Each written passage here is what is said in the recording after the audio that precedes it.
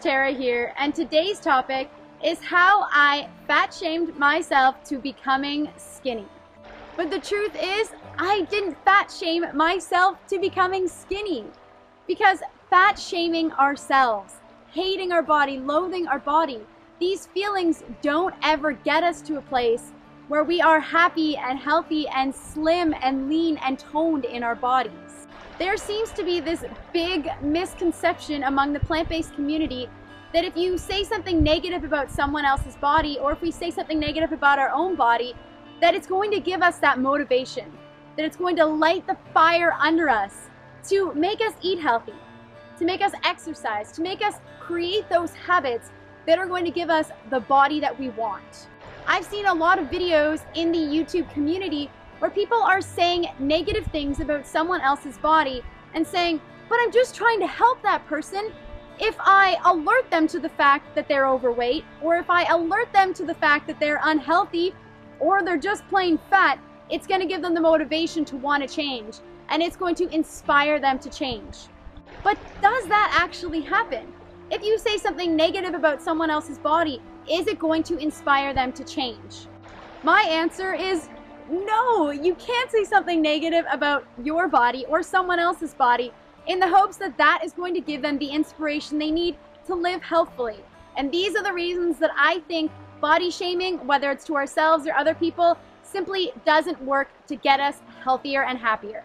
The first reason that fat shaming doesn't work, and by fat shaming I mean shaming ourselves, thinking negative thoughts about our bodies, berating our bodies, or doing it to other people, the reason it doesn't work is because it continues the cycle of self-loathing.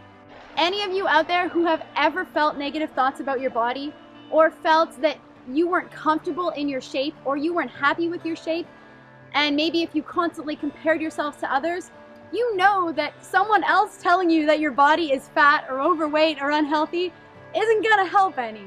The thing is that we often loathe ourselves enough that we don't need to hear from anybody else.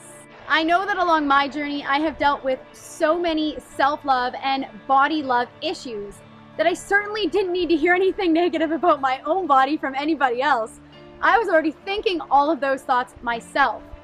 So when we look in the mirror and we don't accept ourselves for the way our body is, or if we compare ourselves to others, or if we're just unhappy with our shape, or we constantly berate ourselves and tell ourselves how we're not good enough, how our body is ugly because it doesn't look like the models on the magazines, that continues that cycle of self-loathing.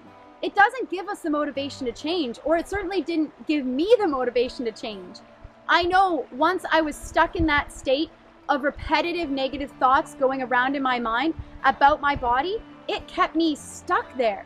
I was paralyzed in that state of self-loathing, and if anything, it only got worse from body shaming done from myself or from other people. The second thing that fat shaming does, whether it's to ourselves or others, is that it causes us to self-sabotage. See, if we don't feel good about ourselves, if we aren't given the permission or the ability to feel confident in our body, no matter what size it is, no matter what shape it is, oftentimes we can fall into the rut of thinking, well, if I'm not where I want to be right now, then who gives a shit? I'll just eat whatever I want.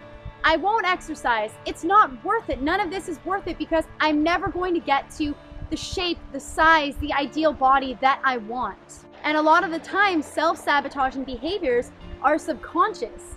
You might not even realize you're doing it, but you automatically reach towards foods that you know aren't going to make you feel good.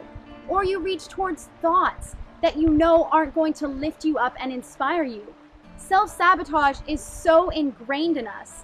And when we focus on the negative attributes of others' bodies or our own bodies, it perpetuates that cycle of self-sabotage and keeps us stuck in those habits that we really do want to change.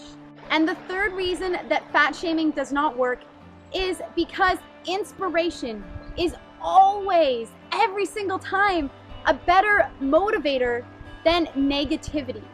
For example, the obese cover model on the cover of Women's Running magazine. Sure, maybe she shouldn't have been running.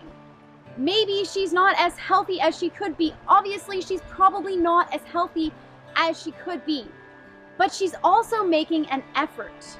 And that effort showing others that you can still try to be healthy, that you can still eat healthy, you can exercise, you can lift yourself up, you can motivate yourself. No matter what size you are, that provides inspiration. And for others who are looking to feel healthy, who want more than anything to feel comfortable in their bodies, that is going to inspire them. And that kind of action where they see others accepting their body, loving their body, and trying to become a better version of themselves, that inspires people. And that is hands down the best type of motivation for anybody. Think about it for a minute. If someone says something negative about your body, is it going to inspire you? Is it going to make you want to change? On the opposite side of the spectrum, if someone says, hey, you look really great, are you eating healthier? Are you exercising more? It lifts you up. It brings you to that place where you go, yeah, I'm proud that I'm exercising and that I'm eating healthier and that I'm doing everything I can to become healthier. Positivity always, always, always outweighs negativity every single time. So I never fat shamed myself to go from 155 pounds at 5'8" to 130 pounds where I'm at now. I didn't shame myself. I constantly try to lift myself up. I visualize my ideal body and my ideal life. I say positive affirmations. I try to focus on the positive. And while it's not always possible to do that, I never ever fat shame myself or try to fat shame others to validate how I feel about myself. And remember, if anyone has ever tried to make you feel shameful about your shape or your body, it says far more about that person and their own insecurities than it says about you. And now I want to know what your thoughts are about fat shaming. Do you find that it works for yourself? Do you find that it works for other people? How does it make you feel?